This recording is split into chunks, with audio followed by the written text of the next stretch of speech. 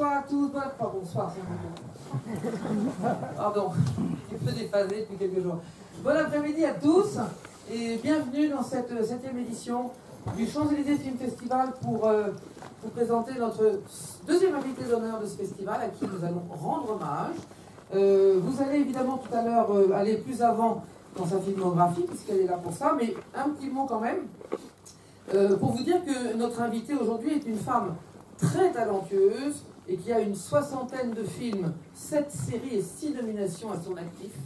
Donc vous allez certainement découvrir sa filmographie, mais quelques titres quand même qui parlent d'eux-mêmes.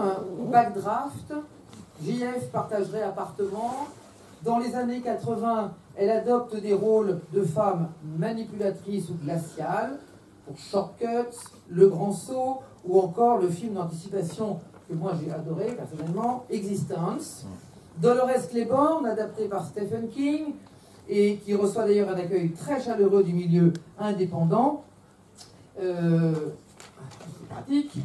Elle joue le rôle de Mrs. Parker, le Anniversary Party, Les Sentiers de la Perdition. Dans la comédie Child Star, ça lui a valu le prix Génie en 2005, qui est une récompense canadienne.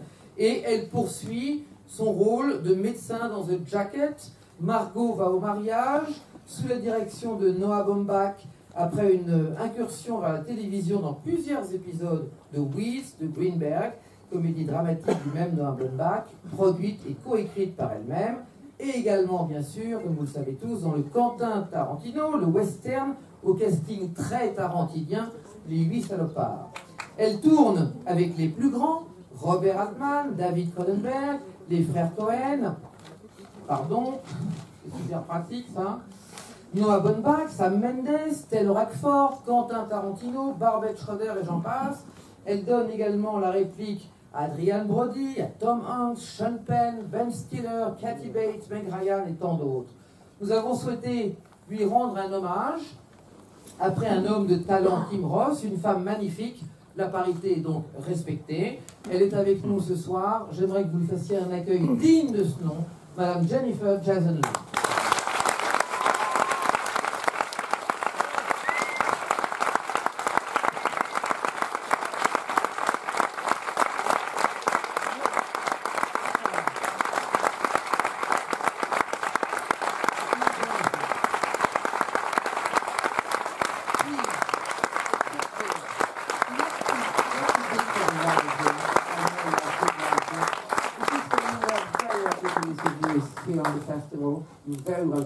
Je suis sûre que vous êtes très contents parce que les talents que nous recevons ici au festival, vous ne les reverrez pas avant très longtemps à mon avis parce qu'il n'y a que moi qui arrive à les faire venir sur Paris. Voilà.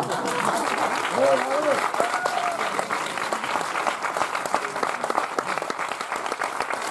demander maintenant j'oublie votre prénom. C'est pas grave, je suis l'un des talents. Voilà, qui va opérer cette masterclass. Juste, je pense que l'idée, si vous êtes d'accord, vous le traduisez en même temps. If you agree, Jennifer, you want to discuss with the audience. It's not really a problem. Donc n'hésitez absolument pas à lui poser toutes les questions que vous voulez, à intervenir. Je pense que l'intérêt, c'est aussi que justement, il y ait cette fameuse rencontre interactive entre vous. Donc n'hésitez pas et passez un excellent moment pour ceux qui également verront le film après. Je pense que vous allez passer une excellente après-midi. Voilà, à tout à l'heure.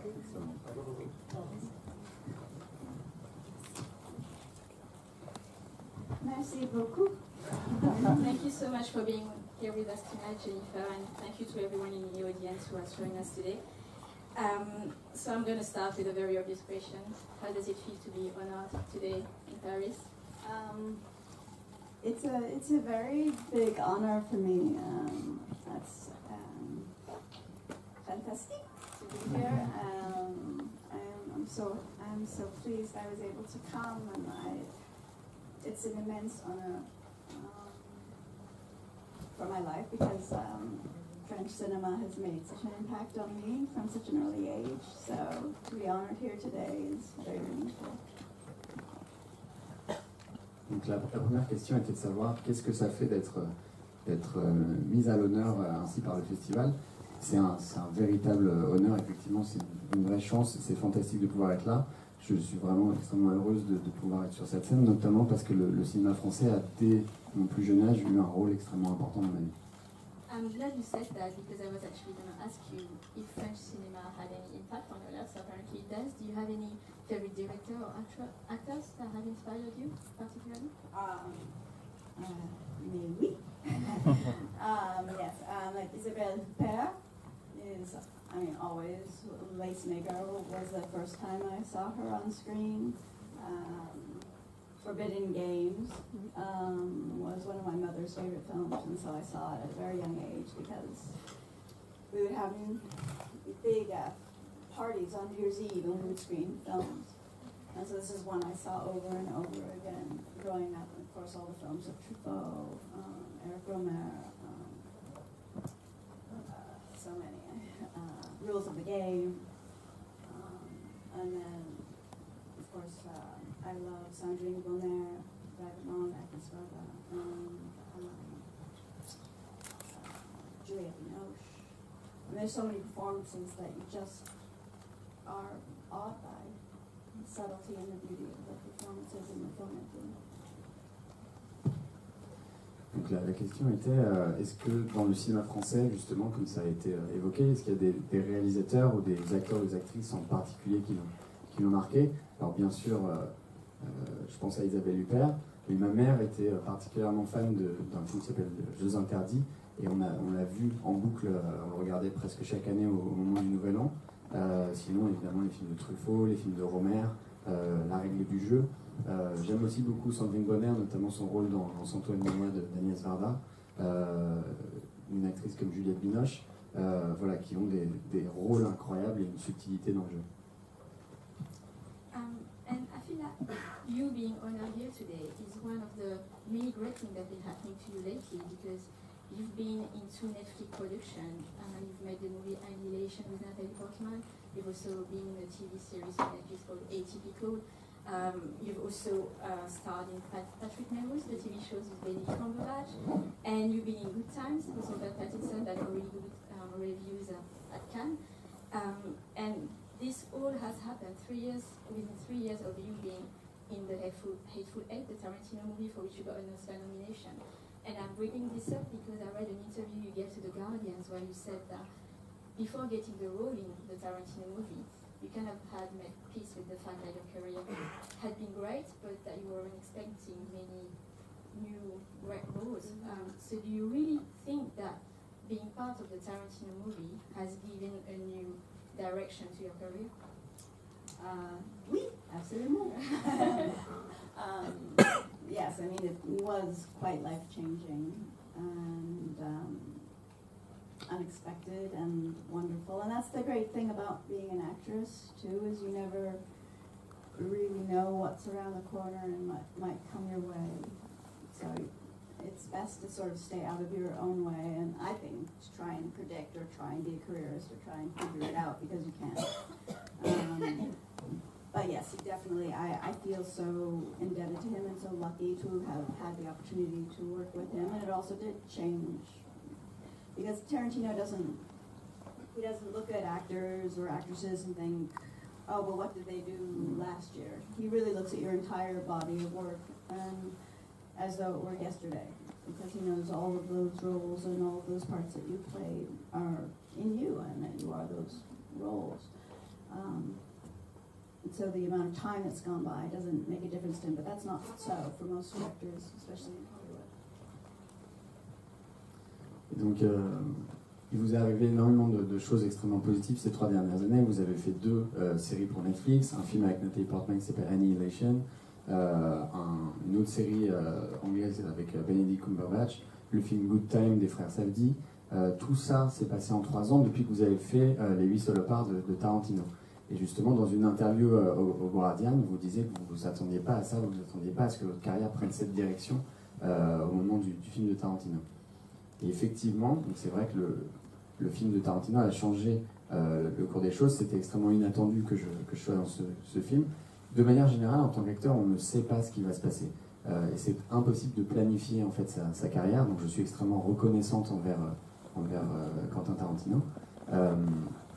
Parce que lui, en fait, ne s'intéresse pas à dans quel film vous avez joué de l'an dernier, mais il considère vraiment l'ensemble de votre filmographie. Et il connaît tous les films, mais il s'intéresse vraiment à votre spectre de jeux dans sa globalité. Thank you.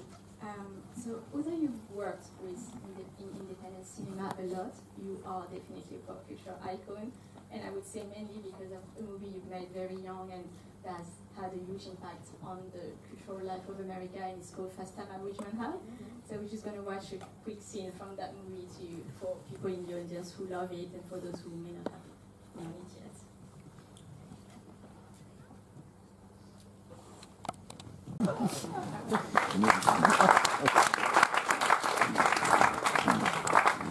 This is a very popular American film even today, but you've also been in another huge Hollywood movie called Backdraft that was directed by Ron Howard, in which you played the proverbial love interest. But I found that's not something you've done a lot, and although you've given interviews and you've been on covers of magazine at Vanity Fair, you've never fully played the Hollywood game. Was it important for you to be viewed as an actress and not as a star? I never thought of one or the other. I just looked for roles that I found interesting. Like I said, I'm not very good at trying to gauge a career or figure that out. So I tried to pick roles that I really responded to.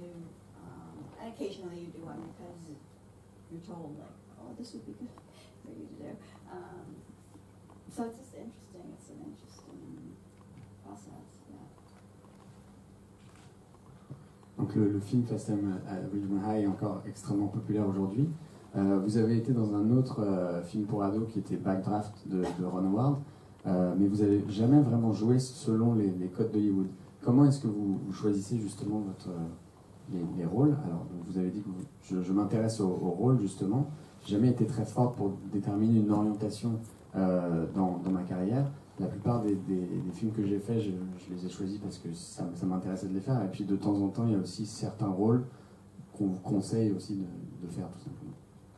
And the parts that you've chosen are for most of them very intense. You've played lots of women who've been damaged, or you played actually lots of prostitutes as well. And I read a critic from the 90s who said you only played sluts and nuts, which made me laugh. And it's quite funny because it's quite reductive. So you've played such character in Miami Blues. You've played another prostitute in Nasty to Brooklyn. You've also been in Flesh and Blood, which required quite a lot of nudity. And you've been in Existence then, where you played a very strange character, very mysterious. So to me, if when I look at your career, I think you have a very peculiar set of characters. And I wanted to highlight one of those because it has another huge impact on the popular culture, and it's Single White Female, in which you played a quite deranged flatmate. So we're just going to watch an extract of that because that's one of my favorites, to be honest.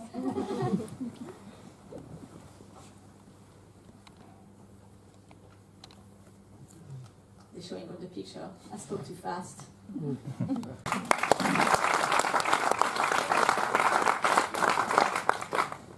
So with all of that, I wanted to ask you, what drove you to parts that deal with intense subject and require nudity or violence? I mean, sometimes the nudity was just was important for the script. It's not like, oh, I get to be naked, yay. So I wouldn't choose a part because of nudity or, you know, because there wasn't nudity. I mean, that's not really go into That didn't scare you away, that's what I meant, like if you were in the street and there was nudity or lots of violence. Oh, it would now, but not then, no.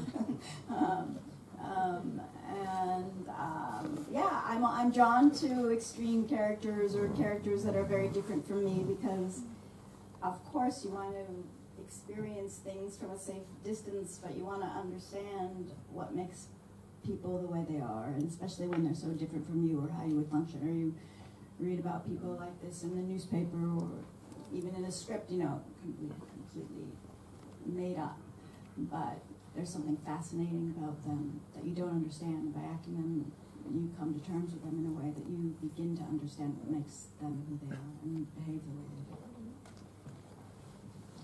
Donc vous avez toujours eu un rôle pour les rôles extrêmement intenses. Vous avez joué, enfin il y a un moment, un journaliste dans les années 90 qui disait que vous avez joué pratiquement que des prostituées ou des dingues. C'est vrai que vos rôles dans Miami Blues, dans Last Exit to Brooklyn, sont des personnages qui sont extrêmement intenses. Vous jouez dans Existence un personnage qui est lui aussi très, très étrange. Là on a vu un extrait de Jeune femme partagerait appartement, qui est une colocataire extrêmement, comme vous l'avez dit, dérangée. Qu'est-ce qui vous attire vers ces rôles qui sont souvent voilà, avec beaucoup de scènes de nu et beaucoup de scènes très violentes? Alors souvent, ce qui m'attire dans ces rôles, c'est que je ne choisis pas forcément en fonction de l'intensité de la violence, ça fait simplement partie de l'histoire. Maintenant, c'est vrai qu'aujourd'hui, c'est des choses qui auraient plutôt tendance à me faire réfléchir, mais pas à l'époque. J'aime jouer des personnages très intenses et qui sont éloignés de moi. Ce que j'aime, c'est de comprendre pourquoi est-ce que les personnages agissent de telle manière. C'est-à-dire que parfois, on va lire un fait divers dans un journal, mais on ne comprend pas vraiment pourquoi, et donc ça m'intéresse d'essayer voilà, de les comprendre. Your answer actually is nicely to my next question, but before asking it to you, we're going to show another passage of a movie called Rush, again one of my favorites, in which you played an undercover cop, along with your partner who was played by Jason Patric, and you get into the world of drugs that you're investigating, but unfortunately you get yourself hooked on the drugs. So we're going to watch an extract of that now.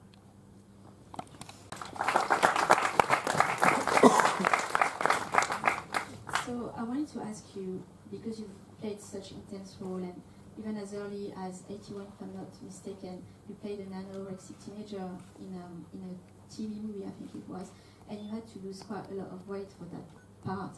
And I wanted to ask you that, unlike that character you played in Rush, did you put in place some tactics as an actress that you wouldn't be affected too much by the intense past that you've had taken upon?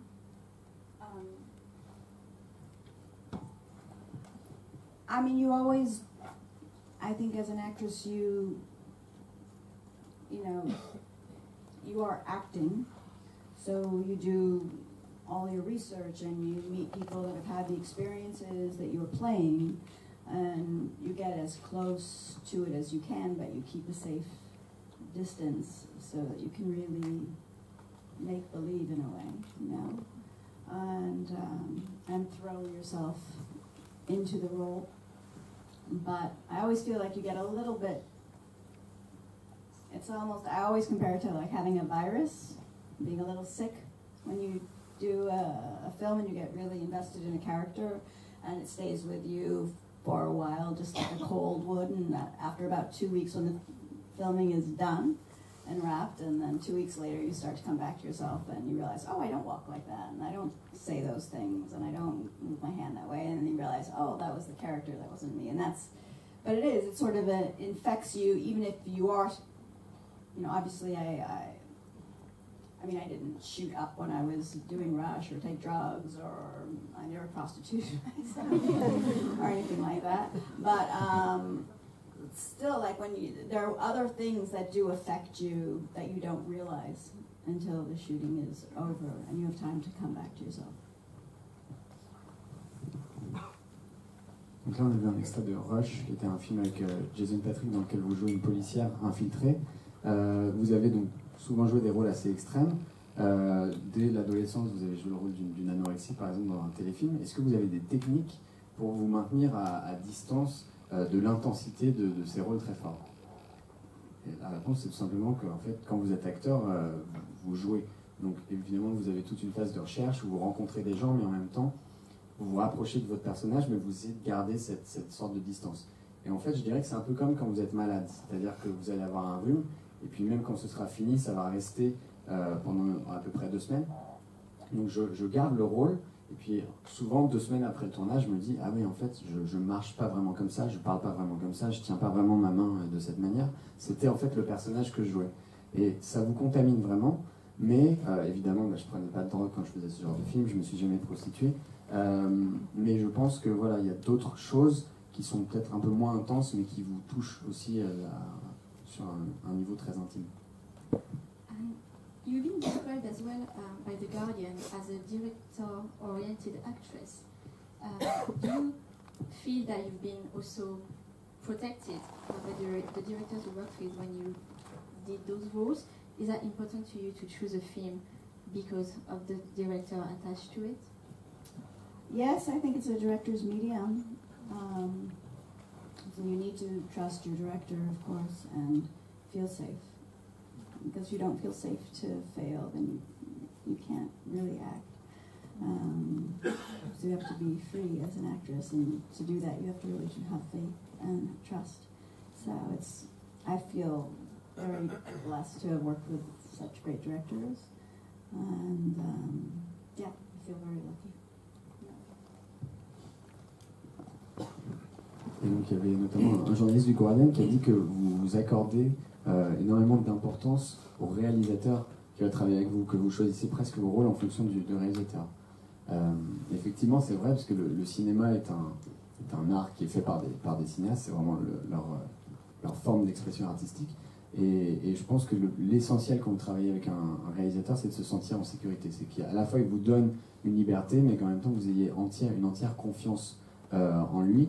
Et de manière générale, je pense être extrêmement chanceuse d'avoir travaillé avec certains cinéastes avec lesquels j'ai pu collaborer. To stay on the topic of directors, you've also said something very amusing about Tarantino, that he knew more about your career than you did yourself. And so I was wondering, do you think it's important to be a great actress to actually have some sort of lack of self-awareness? Yes, I think so. I mean, I think it's helpful not to be too self-aware, because you are constantly being asked to do very embarrassing, silly, things, and you're putting yourself in a very vulnerable place. And if you're too self-aware or vain or anything like that, you wouldn't be able to function really. C'est intéressant parce que dans une interview au sujet de Tarantino, vous disiez que vous aviez l'impression qu'il connaissait mieux votre filmographie que vous ne la connaissiez vous-même. Est-ce que vous pensez que c'est important en tant qu'acteur d'avoir une sorte d'absence de conscience de soi en permanence? Donc effectivement, la réponse c'est qu'il faut essayer d'éviter d'avoir trop conscience de ce qu'on est en train de faire, sinon ça peut vraiment nous bloquer. And the film we're going to see tonight that you've chosen, Georgia, was written by your own mother. So to bounce back on what you just said of the lack of self-awareness, how was it working as an actress on a film written by your own mother? It was great. I didn't change a word.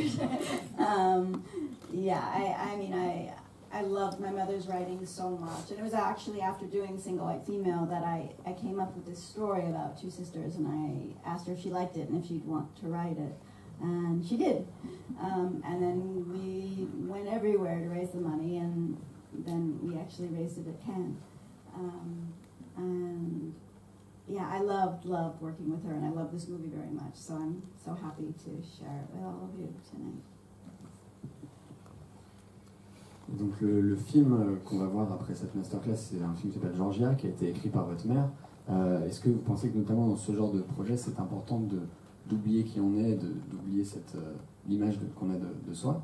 Et effectivement, c'était vraiment un super film. J'ai particulièrement aimé l'écriture de ma mère. Après avoir fait Jeune femme partage à l'appartement, je lui ai parlé de cette histoire de deux sœurs. Elle a aimé ce que je lui ai raconté, elle a développé le scénario, et ensuite on a financé le film ensemble. D'ailleurs, on a réuni le financement au Festival de Cannes. Et c'était vraiment une très belle expérience. C'est un film que j'aime beaucoup et que je suis très fier de pouvoir montrer ce soir.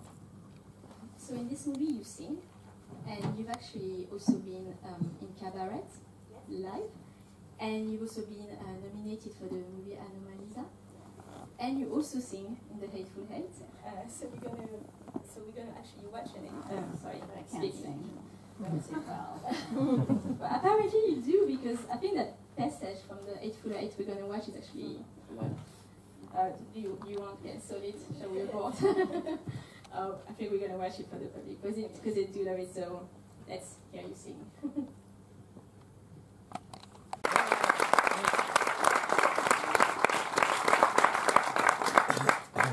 I wouldn't be able to do that. My singing is nightmarish. So I wanted to ask you about your voice, because brought up the fact that there's nudity in your movie, so you see as an actress you work with your body and so many other parts, you know, there's everything. But you've worked quite a lot with your voice, and even if you say that you don't like singing, it seems that it's an important I active love tool. singing. I just love. don't think I'm very good at it. But I love to sing.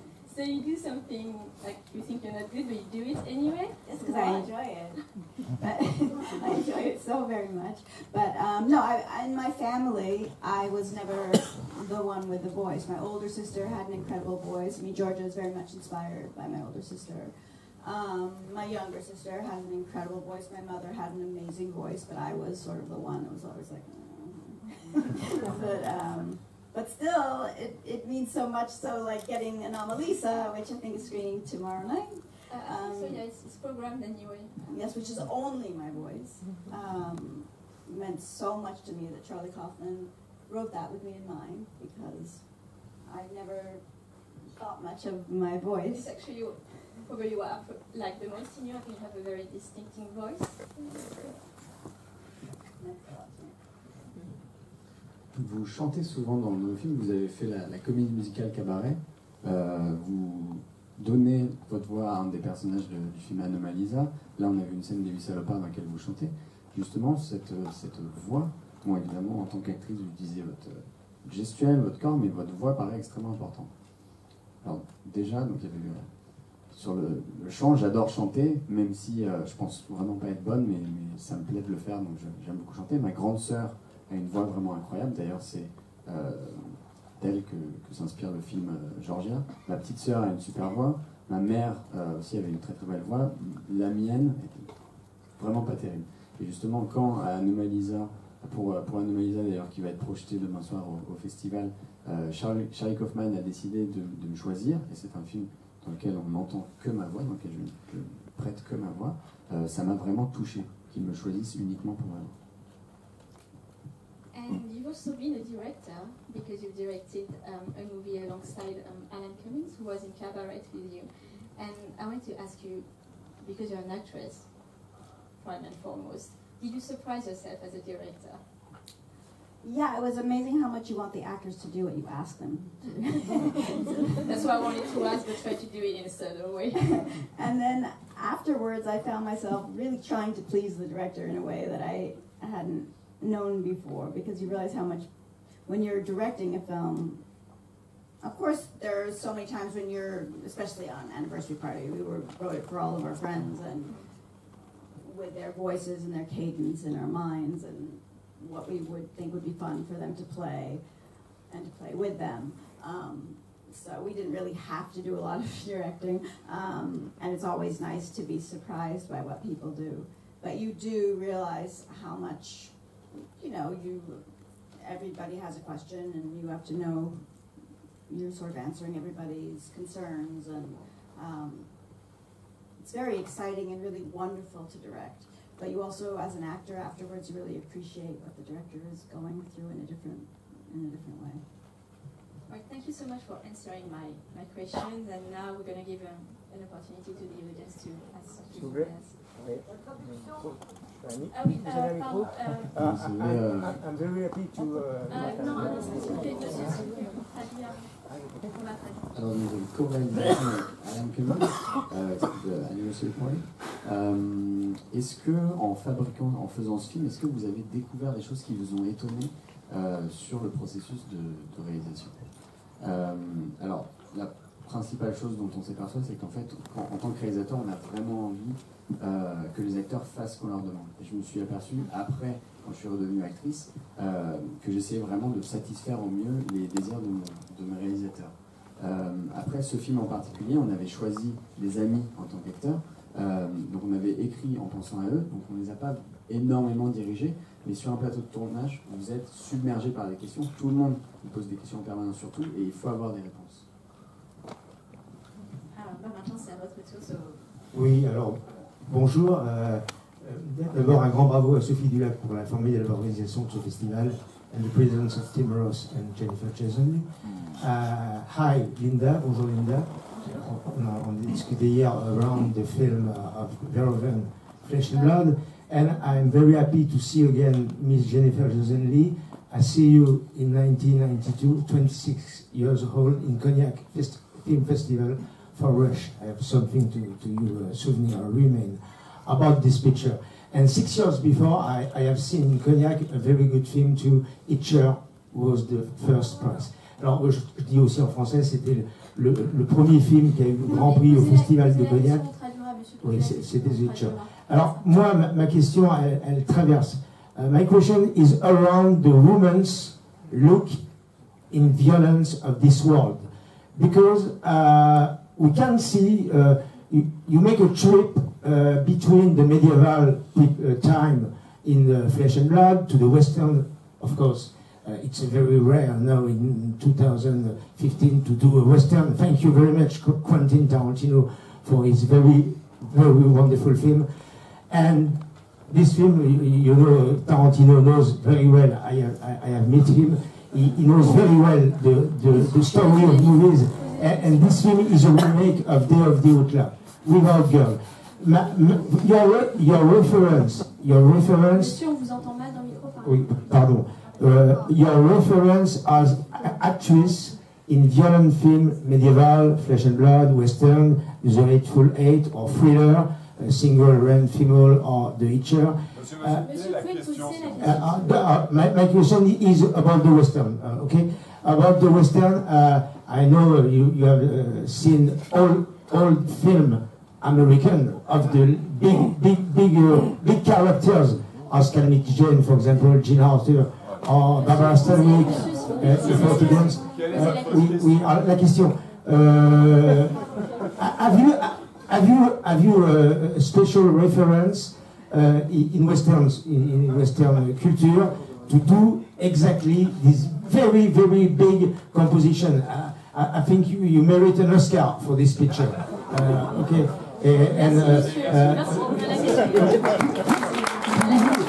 Pouvez-vous nous orienter sur votre travail d'actrice, entre autres, sur ce western récent que beaucoup de gens ont vu? Et voilà. Merci. He just wants to know which movie you watched to do The Hateful Eight and how you inscribe yourself in this tradition of Western cinema within the time.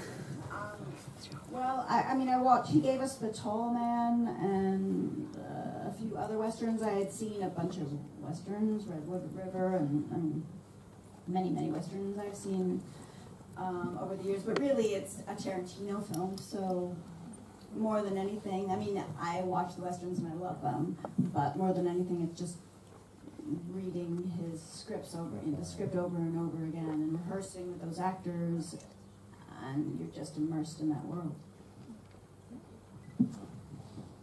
Alors, Tarantino avait des références assez précises qu'il nous a montrées, par exemple de Tall Man. Moi-même, j'étais assez inspiré par La Rivière Rouge.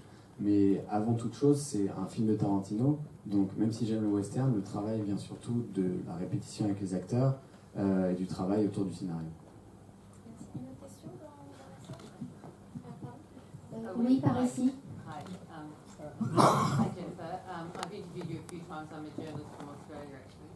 And I'm just wondering, the Me Too movement has come up and has affected a lot of people, and even Quentin Tarantino has been a bit criticised lately. How have you experienced the movement, and have you had anything to say about it, and has it affected your work before? I mean, I think it's a great movement. I think it's a long time coming, and not just in the film industry, in every industry. I mean, I really do believe it starts with the President of the United States on down. And it's great that things are changing, and I think any woman in any business has certainly had her share of incidents. And it would be wonderful if our children don't grow up with that environment, where that's accepted and commonplace. Amen to that. Donc la question portait sur le mouvement MeToo. Qu'est-ce que vous avez à en dire? Est-ce que ça a eu un impact sur votre travail et votre façon de collaborer? Alors c'est vrai que ça faisait longtemps qu'on attendait un mouvement comme ça, pas seulement dans le cinéma, mais aussi tout simplement si on regarde au niveau du président des États-Unis. C'est bien que les choses changent maintenant et qu'on donne à nos enfants, on espère que nos enfants vont évoluer plus tard dans un monde qui sera différent. Just one more thing on that. Given the roles that you've been playing, as you've been discussing, has that had a bigger effect on you as a woman? Like you're one woman in the Hateful Eight. How have you experienced the role of women in Hollywood? I'm terrible with questions like that. Not that it's not a very good question, because it is. I just don't. I see things through such a small lens, and I really see the Hateful Eight through Daisy's point of view. And I like that Daisy is tough, and that Walton is the desert flower, you know. I mean, he's the delicate one. Not Daisy, she's as tough as the best of the guys. And I like that. And I think when I would come out of a screening, the women would feel very empowered by Daisy in some way. And so that was it was nice. That was nice. Nouvelle question sur le rôle des femmes à Hollywood, et notamment les rôles que vous avez joués. Est-ce que vous pensez que... Qu'est-ce que vous pouvez nous en dire? Je ne sais pas bien répondre à ces questions. Je ne vois pas forcément les choses comme ça, même si c'était une très très bonne question. Mais l'impression que j'ai eue avec Les Huit Salopards, c'est que le personnage de Daisy était au contraire un personnage très fort. Et Walter est presque... Voilà, il est beaucoup plus délicat. C'est un peu la jeune femme éplorée habituellement. Donc c'était intéressant de voir qu'après les projections, en fait, les femmes souvent sortaient du film et se sentaient assez... dans un sentiment assez jubilatoire par rapport au film. Oui, c'est au sujet du film Le Grand Saut des frères Cohen, Hot Soccer.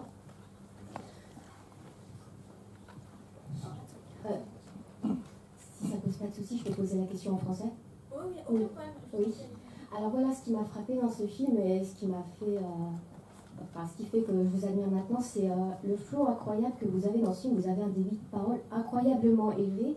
Et je voulais savoir, est-ce que vous vous êtes entraîné pour avoir un tel flow on dirait vraiment que vous rappelez dans le film. C'est vraiment étonnant. So the question is about specifically the Hatsuka Proxy by the Coen brothers. You speak way too fast in the film. You speak really, really fast. It's almost like rap. And so she wanted to know if you rehearsed for that. Yes, well, I watched a lot of like George Cukor movies from the 30s, and they spoke really fast. And it was hard. I mean, it did take a lot of practice. And I also worked with a dialect coach because I wanted that sound, which is very specific to those movies of the 30s and 40s. Even though this takes place in the 50s, it reads kind of like a 30s movie. So, I wanted it to be very specific, and I think they liked it. So. My parents loved that movie as well. Oh, nice. Ce qui m'a le plus inspiré pour le film, c'était les films de George Cukor, dans lesquels les actrices parlent vraiment extrêmement rapidement. Après, j'ai été aidé pour ce film par un coach de dialogue, mais je voulais vraiment essayer de retrouver cette sonorité comme ça qu'on trouve dans les films des années 30, même si l'action du film se passe pas exactement à cette époque. Après, on a un monsieur qui a une question. Oui, je voulais dire que j'étais très content de rencontrer Jennifer Jason Leigh. Ça fait longtemps que je suis sa carrière. Et je voulais parler du film Shortcut, qui est pour moi un des meilleurs films des années 90. Un film de 3 heures où les vies sont entrecoupées, montrent différentes thermiques, différents quartiers, différents niveaux. Et une réalisation de Robert Altman qui est vraiment exemplaire. Je voulais savoir comment elle avait trouvé le travail de Robert Altman, avec qui elle a retravaillé pour Kansas City, et comment s'était passé ce tournage de tous ces personnages, au moins une vingtaine de personnages. So he's extremely happy to meet you, and he has this question about Shortcuts because he thinks it's one of the best films from the 90s, and there's so many different characters, and he loves the directing from Bob Altman in the film, and he wanted to know how was it to work with Robert Altman, especially since you did another film after that, which was Kansas City. Yeah, I worked with Bob Altman a few times. I was very, very fortunate. On Shortcuts, when he asked me to do the role, and he said, the script, it's just like a skeleton, so I need you to go out and flesh it out. And I don't really want to know what you're going to say or do. I just want you to surprise me. Which is a tremendous responsibility, but also incredibly exciting and thrilling. So yes, I love working with him, and I went to all these different phone sex places and recorded the conversations, and the character was sort of born out of that research. And he does really like to be surprised. And he was always just so funny and smart, and he would do things you didn't even realize how smart he was about certain things. Like he would have all the actors come to the rushes every day, and he would have the actors go to dinner together every night. Because what you don't realize what he's doing until later is that he's creating memories and relationships, so that when you're on screen together, you're not really having to act. The children in the movie who played my children, he told me to give them the direction, because he wanted them to look at me as the authority figure. And if he's giving them direction, they might not know who to look at. So it's just like, there's subtle things, but they are incredible. He had no marks on the floor.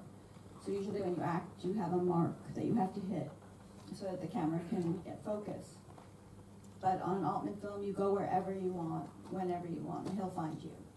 And so that was very important to him, that the actors be incredibly free in every single, even from the script to everything, your wardrobe, everything.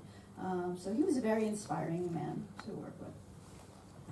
Merci beaucoup. On va prendre une dernière question. Ah oui, pardon, je suis désolée. Désolée. Donc j'ai eu la chance de travailler effectivement plusieurs fois avec Robert Altman. Ce qui s'est passé sur Short Cuts, c'est quand il m'a présenté le scénario, il m'a dit ça c'est uniquement le squelette, et c'est à soi de mettre la chair sur ce squelette. Surprends-moi. Et j'ai trouvé que c'était à la fois une immense responsabilité, mais aussi un exercice extrêmement stimulant. Donc pour préparer ce rôle, j'ai fait beaucoup de recherches, je suis allé dans des bureaux de téléphone rose, j'ai enregistré quelques conversations, et il faut savoir que Altman adore être surpris. Il est extrêmement drôle, il est extrêmement intelligent, mais il est intelligent à un niveau où en fait on se rend même pas compte qu'il fait des choses sur le plateau qui sont extrêmement subtiles et intelligentes. Il demande à tous ses acteurs de venir voir les prises qui ont été tournées pendant la journée. Il demande à ses acteurs de dîner ensemble, tout simplement parce que ça va fortifier les relations que vous avez avec les autres acteurs et donc avec les personnages, et vous allez vous fabriquer des souvenirs sur le tournage. Par exemple, mes enfants dans le film, il m'a demandé à moi de les diriger parce qu'il voulait que les enfants s'habituent à m'obéir.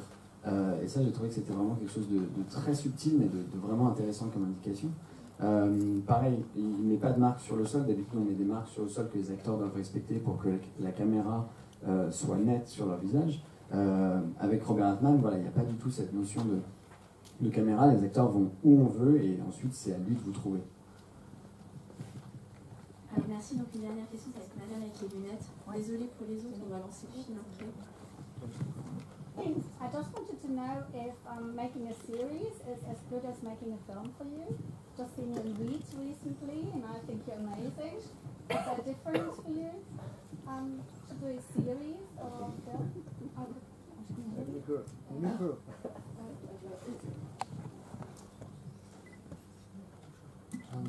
Alors la question c'est de savoir est-ce que faire une série est un exercice aussi stimulant que de faire un film, parce que vous l'avez beaucoup aimé dans la série Weeds, si je me trompe pas.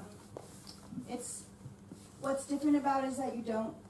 It's fun to play a character over a long term, over a long period of time, and to get to know the character so well and yet not know what's coming, because they don't necessarily tell you what's going to be in the next one or the next episode, or the episodes, 4, 5, and 6. You know what you're doing in this episode, and so it's a lot like life in that way. And so you have to be very open to what you're handed, and also really know who you're playing. So it's a really fascinating experience, and so it's very different, and yet ultimately it's not that different, because you're still doing what you've always done. It's just in a different sort of format.